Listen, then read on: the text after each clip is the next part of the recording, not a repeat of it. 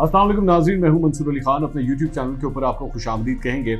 بڑا اہم ٹاپک جو آج جس سلسلے میں آپ سے بات کرنا چاہ رہا ہوں، اور وہ ایک ٹاپک نہیں ہے، دو ٹاپکس ہیں جس پہ میں بات کرنا چاہ رہا ہوں. سوشل میڈیا کے اوپر البتہ صرف ایک ٹاپک ڈسکس ہو رہا ہے، لیکن میں آپ سے دو ٹاپکس کے بارے میں بات کرنا چاہ رہا ہوں. دو ٹاپکس دو افراد سے جڑے ہوئے ہیں. ایاز صادق صاحب، فارمر اسپیکر نیشنل اسمبلی، انہوں نے فلور آف دا ہاؤس ایک بیان دیا. شاہ محمود قریشی صاحب کے حوالے سے انہوں نے ایک واقعے کو نریٹ کیا، اور اس کے بعد ایک طوفان آیا کہ ایاز صادق صاحب کو یہ سب کچھ نہیں کہنا چاہیے تھا. انڈین میڈیا نے اس پوائنٹ کو اٹھایا اور یہ کہا کہ جناب یہ دیکھیے، یہ ہے صورتحال کہ ہم نے پاکستان کے اندر کتنا ڈر ڈالا ہوا تھا، کتنی پریشانی ڈالی ہوئی تھی. اس کے بعد تنقید ہونا شروع ہوئی ایاز صادق صاحب کے اوپر کہ جناب ایاز صادق صاحب، کسی نے غداری کے فتوے لگائے، کسی نے یہ کہا وہ کہا. آئی ایس پی آر کی جانب سے اس سلسلے میں رد عمل بھی سامنے آیا، جو کہ آنا چاہیے تھا. اگر آپ پاک فوج کے حوالے سے یا جس کسی ایکٹیویٹی کے اندر وہ انوالو ہیں اس حوالے سے اگر آپ اس طرح کی کامنٹری کر رہے ہیں تو ادارے کی طرف سے، اور یہ ڈیو بھی تھا، بڑی دیر ہو چکی تھی، بلکہ کئی تجزیہ کار یہ کہہ رہے تھے کہ 3 جلسے ہو چکے ہیں اور فوج کی قیادت کو جو ہے وہ ٹارگٹ کیا جاتا ہے، لیکن فوج کے اس ادارے کی جانب سے اب تک ریاکشن سامنے کیوں نہیں آیا. تو ریاکشن بڑے ٹائملی آ گیا اور آنا بھی چاہیے تھا اس سلسلے میں. اب میں اس سے پہلے کہ میں مزید تفصیل میں جاؤں، ذرا ایاز صادق صاحب کے بیک گراؤنڈ کے حوالے سے کچھ آپ کے ساتھ ڈسکس کر لوں. ایاز صادق صاحب کون ہیں، یہ کتنے کو بڑے غدار ہیں، جس حوالے سے بات ہو رہی ہے. ایاز صادق صاحب کا تعلق جو ہے وہ لاہور کے ایک ایسے گھرانے سے ہے جو قیام پاکستان سے لے کر اب تک پاکستان کی سیاست اور اس کے ساتھ ساتھ جو ایک جوڈیشل ہسٹری ہے پاکستان کی قانون کے حوالے سے، اس کے ساتھ ایک بڑا ان کا گہرا تعلق ہے. اور ان کا جو خاندان ہے وہ بڑی ایک رسپیکٹیبل پوزیشن رکھتا ہے لاہور شہر کے اندر. سیاست انہوں نے پاکستان تحریک انصاف سے شروع کی تھی، اگر آپ کو نہیں پتا اس بات کا. ان کو سیاست میں لانے والے عمران خان صاحب تھے. پہلی دفعہ جب انہوں نے الیکشن لڑا تھا تو اس کنسٹیٹوئنسی کے اندر، اس حلقے کے اندر، نیشنل اسمبلی کا جو الیکشن تھا وہ عمران خان صاحب نے لڑا تھا، اور پروونشل اسمبلی کا جو الیکشن تھا وہ ایاز صادق صاحب نے لڑا تھا تحریک انصاف کے ٹکٹ کے اوپر. اور حیران کن طور پہ ایاز صادق صاحب اس وقت عمران خان صاحب سے بھی زیادہ ووٹ لے گئے تھے اس حلقے کے اندر. اس کے بعد تاریخ بدلتی ہے، وہ پارٹی چینج کرتے ہیں، نون لیگ کے اندر چلے جاتے ہیں، آہستہ آہستہ اپنی جگہ بناتے ہیں، نون لیگ کے پلیٹ فارم کے اوپر جو ہے الیکشن جیتتے ہیں. مزنگ کا جو علاقہ ہے وہاں سے وہ الیکشن جیتتے ہیں، اور اس کے بعد ہسٹری آپ کے سامنے ہے. اس کے بعد وہ اسپیکر نیشنل اسمبلی بن جاتے ہیں. ہیونگ سیڈ دیٹ، کیا یہ سب کچھ جو کچھ انہوں نے کہا یہ صحیح کیا یا غلط کیا؟ ایاز صادق صاحب کو میں بہت سالوں سے جانتا ہوں. یہ ایک ایسے شخص ہیں جن کے اوپر آج تک کرپشن کا کوئی ایسا سنگین الزام نہیں ہے. ان کے اوپر کوئی ایسا الزام نہیں ہے کہ یہ زبان کا گندا استعمال کرتے ہیں یا اپنے مخالفین کے حوالے سے کوئی ایسی بات کرتے ہیں جو بلو دا بیلٹ ہو. نون لیگ کے اندر اور لوگ ہیں، لیکن ایاز صادق صاحب کے اوپر اس قسم کا الزام نہیں. اور ان کی being a speaker of the national assembly, آپ اگر پورا ان کو ٹینیور بھی اٹھا کے دیکھیں تو کبھی انہوں نے ایسی بات نہیں کی. ان ساری چیزوں کے باوجود آپ کو یہ بات ماننی پڑے گی کہ ایاز صادق صاحب کا یہ بیان غلط موقع کے اوپر تھا، الفاظ کا چناؤ غلط تھا، ایک ایسی ریڈ لائن عبور کر لی گئی جو نہیں کرنی چاہیے تھی. یہ میرا تجزیہ ہے اس سلسلے. جب آپ کو پتا ہو کہ آپ کے گھر کے باہر آپ کا دشمن کھڑا ہوا، آپ کی طرف آنکھیں فکس کر کے کھڑا ہوا ہے کہ وہ کس وقت آپ کے اوپر حملہ کر دے، تو اس موقع کے اوپر گھر کے افراد جو ہیں وہ ایک دوسرے کے بھید کھولنا شروع کر دیں یا ایک دوسرے کے بارے میں ایسی باتیں کرنا شروع کر دیں جس سے دشمن کو فائدہ ہونا شروع ہو جائے، تو یہ قطعی طور پر قابل قبول نہیں ہے. ایاز صادق صاحب بڑے قابل احترام شخصیت ہیں. میں نے جس طرح بتایا ان کا ماضی بڑا پاک صاف ہے، کوئی اس قسم کی ان کے اوپر سیریس ایلیگیشنز نہیں ہیں. لیکن اس کے باوجود یہ موقع نہیں تھا یہ بیان دینے کا، کیونکہ اس کو پلے کیا جائے گا خاص طور پہ اس موقع پہ جب پاکستان ڈیموکریٹک موومنٹ جو ہے وہ ایک تحریک لے کے چل رہی ہے. آپ کے ایک ایک بیان کو، کیونکہ آپ بیسکلی ادارے کو ٹارگٹ کر رہے ہیں، ادارے کو ٹارگٹ کرنے کی بھی ایک ریڈ لائن ہوتی ہے. اگر اس لائن کو آپ عبور کریں گے تو پھر اس کے بعد سارا جو نزلہ ہے وہ آپ کے اوپر ہی گرے گا.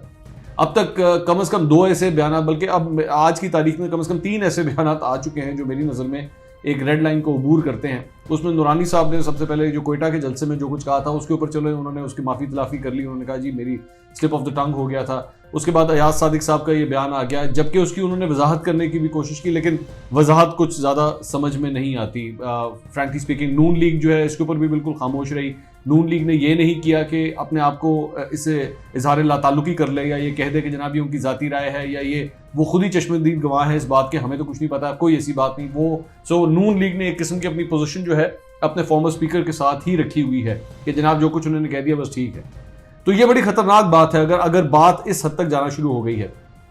دوسرا جو ایک واقعہ پیش آتا ہے وہ آتا ہے فواد چودھری صاحب کا. فواد چودھری صاحب نے آج نیشنل اسمبلی کے فلور پہ کھڑے ہو کے وہ اسی بیان کے اوپر کامنٹری کر رہے تھے, اور کرتے کرتے پلوامہ حملے کے حوالے سے انہوں نے کہہ دیا کہ جناب ہم نے پلوامہ کے اندر آپ کو گھر میں گھس کے ہم نے آپ کو جواب دیا ہے.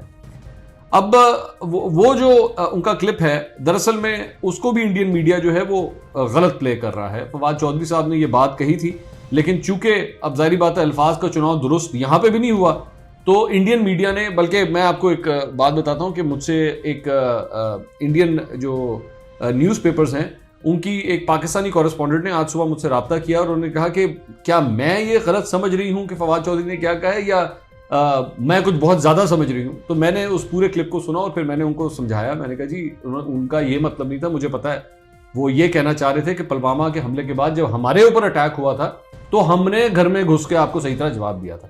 لیکن میں نے ان کو ساتھ یہ بھی کہہ دیا کہ میں انڈین میڈیا کی جتنی نس سے واقف ہوں, یہ اب اس کو ٹوسٹ کریں گے, شروع کے پورشن کو اٹھائیں گے, اگلے پورشن کو نہیں اٹھائیں گے, اور فواد چودھری صاحب کے اس بیان کو کوٹ کرنا شروع کر دیں گے. اور وہی ہوا کہ وہ فواد چودھری صاحب کے اوپر جو ہے وہ اب چڑھ دوڑے ہیں. اب فواد چودھری صاحب نے جو کچھ کہا ان کو کیا کہنا چاہیے تھا یا نہیں, یہ دراصل میں ہوتا ہے جب آپ دنگلوں کے اندر گھستے ہیں, جب آپ سیاست کے اندر جو ہے وہ زور آزمائی کرنا شروع کرتے ہیں نا, تو اس قسم کی آپ سے غلطیاں ہونا شروع کرتی ہیں. اس لیے سب سے امپورٹنٹ بات یہ ہے کہ سیاسی ٹیمپریچر کو نیچے لانا شروع کریں. یہ نہ ہو کہ دونوں سائڈز جو ہیں وہ آپس کی اس لڑائی کے اندر ادارے کے حوالے سے یا ہمارے ملک کے حوالے سے کچھ اس قسم کے بیانات دینا شروع کر دیں جو بعد میں جا کے جو ہے وہ ہمارے گلے پڑ جائے. آپ ذہن میں رکھیے گا کہ فیٹف کا معاملہ اس وقت یہاں پہ موجود ہے, اور فیٹف کے اندر بھارت یہ پروف کرنے کی کوشش کر رہا ہے کہ جناب پاکستان سے دہشت گردی ہوتی ہے ہمارے ملک کے خلاف. ایسے موقع پہ فواد چودھری صاحب کا پلوامہ کا وہ جو بیان ہے اب اس کو استعمال کیا جائے گا کہ دیکھیں ان کے تو اپنے وزیر یہ بات کہہ رہے ہیں کہ پلوامہ کے اندر جو کچھ بھی کیا وہ انہوں نے کیا. میں دوبارہ کہہ رہا ہوں کہ فواد چودھری صاحب نے یہ نہیں کہا, اب اس بات کو وہ لوگ ٹوسٹ کر رہے ہیں, یہ ان کا کام ہے, وہ کرتے رہیں گے. آپ ان کے سامنے جو مرضی بیان دے دیں, ان کا کام ہے. تو اس لیے میں تو یقین کیجئے میں اس یہ جو تھیوری دی جاتی ہے نا کہ دیکھیں انڈین میڈیا یہ کر رہا ہے, دیکھیں انڈین میڈیا وہ کر رہا ہے, انڈین میڈیا بھائی آپ ان کے سامنے فرشتہ بن کے بھی کھڑے ہو جائیں گے نا, انہوں نے تب بھی آپ کے اوپر کیچڑ اچھالنا ہے, وہ ان کا کام ہے. یہ اس میں چاہے وہ نون لیگ بولے, چاہے تحریک انصاف بولے, چاہے پیپلز پارٹی بولے, چاہے ہم لوگ کیوں نہ بولے, پاکستانی میڈیا کیوں نہ بولے, وہ ہر بات کو ٹویسٹ ضرور کریں گے, یہ ان کا کام ہے. اب ان ساری چیزوں کے بعد ایک اور جو امپورٹنٹ پوائنٹ ہے وہ یہ ہے کہ کیا یہ کوئی پہلی دفعہ ہوا ہے کہ بھارت نے ہمارے کسی بیان کے حوالے سے یا ہماری کسی بات کے حوالے سے اس کو استعمال کیا ہے؟ نہیں, یہ پہلے بھی ہو چکا ہے. اگر آپ کو یہ کتاب یاد ہو تو یہ کتاب جو ہے وہ اسد درانی صاحب نے لکھی تھی, اور اس کتاب کو اگر آپ پڑھنا شروع کریں شروع سے لے کے اینڈ تک تو آپ حیران اور پریشان ہو جائیں گے کہ اس کے اندر کیا کیا تفصیلات پاکستان کے حوالے سے لکھی ہوئی ہیں, کہ پاکستان جو ہے وہ کارگل کے اندر کیا کرتا رہا, پاکستان کے اندر پاکستان کی پوری فوج کا جو پورا کانسیپٹ ہے اس کے حوالے سے اسد درانی صاحب نے کس کس قسم کی کامنٹری کی ہوئی ہے, اور کی کس کے ساتھ ہوئی ہے. اے ایس دولت کے ساتھ جو کہ بیسکلی را کا چیف تھا, اس کے ساتھ مل کے یہ کتاب لکھی تھی. تو کیا یہ زیادہ بڑا گناہ ہوا یا فواد چودھری یا ایاز صادق نے جو کچھ کہا؟ اب ایاز صادق نے جو کچھ کہا اس کو پاکستان تحریک انصاف جو ہے وہ بار بار پلے کر رہی ہے, اور فواد چودھری نے جو کچھ کہا اس کو نون لیگ بیٹھ کے استعمال کر رہی ہے. حقیقت یہ ہے کہ دونوں نے غلط کیا. غلطی کس کی بڑی تھی یا کس کی کم تھی میں اس کے اوپر نہیں جا رہا, لیکن دونوں نے ہی غلط کیا. لیکن جو کچھ اس کے اندر ہوا, کیا اس کا اس کے ساتھ کوئی موازنہ ہے؟ میرا خیال میں موازنہ نہیں ہے, اور ادارے نے اس کے اوپر بھی ایکشن لیا تھا. یہ بھی ذہن میں رکھیے گا کہ ادارے نے اس کتاب کے حوالے سے بھی اسد درانی کے خلاف ایکشن لیا تھا, یہاں تک کہ ان کی پینشن تک روک دی گئی تھی. میری آخری اطلاعات کے مطابق اب شاید وہ کورٹ میں بھی گئے کہ جی میری پینشن وغیرہ اور یہ ساری چیزیں جو ہے ان کو دوبارہ کھول دیا جائے. سیاست کریں, ڈٹ کے کریں, جم کے کریں, لیکن ایک دوسرے کو جو ہے وہ غداری کے سرٹیفکیٹ بانٹنا, کفر کے یہ تانے دینا, یہ بند کریں. ہماری سیاست ان سے بہت اوپر ہے, اور ہمارے سیاستدانوں سے بھی درخواست ہے, ایک ریڈ لائن ہوتی ہے, اس ریڈ لائن سے ادھر رہیے. یونیفارم کے اوپر, پاکستان کے پرچم کے اوپر خدا را کیچڑ اچھالنا بند کریں. ہمارے چینل کو سبسکرائب کرنا مت بھولیے گا, سبسکرائب کا بٹن ضرور دبائیے گا, بیل آئیکن ضرور پریس کیجیے گا, ویڈیو کے نیچے کامنٹ کرنا مت بھولیے گا. اللہ حافظ.